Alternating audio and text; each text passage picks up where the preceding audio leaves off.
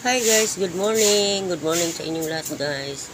Ang aga-aga ko guys, nagluto ako ng naglaga ako ng saging, almusal. Ayan guys, luto na. Ayan. Ayan.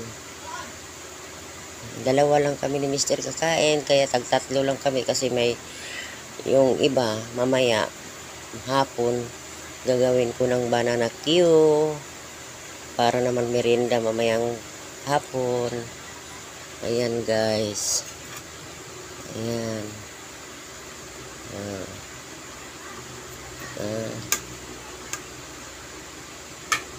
Ay aking palamigin kasi si Mr. guys ay bumili ng buko sa palengke kasi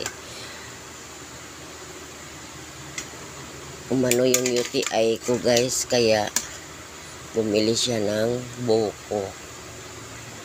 Ayan. Palalamigin ko para maya-maya pagdating niya malamig na ang saging. Kami ay magkakape na.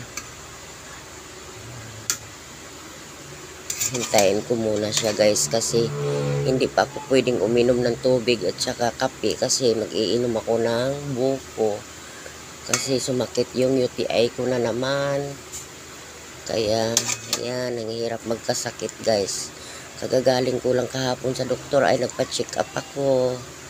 Kasi yung asawa ko sa ospital nagtrabaho guys. Maintenance siya doon. Kaya libre kami ng doktor. Libre kami ng doktor doon guys. Gamot lang babayaran namin. Ayan. Diba? Ayan. Ayan guys. Palalamigin ko yan. Ayan. Para pagdating niya malamig na makakain kami ng almusal. Ayan. Thank you for watching guys. Salamat sa inyong lahat. God bless us all.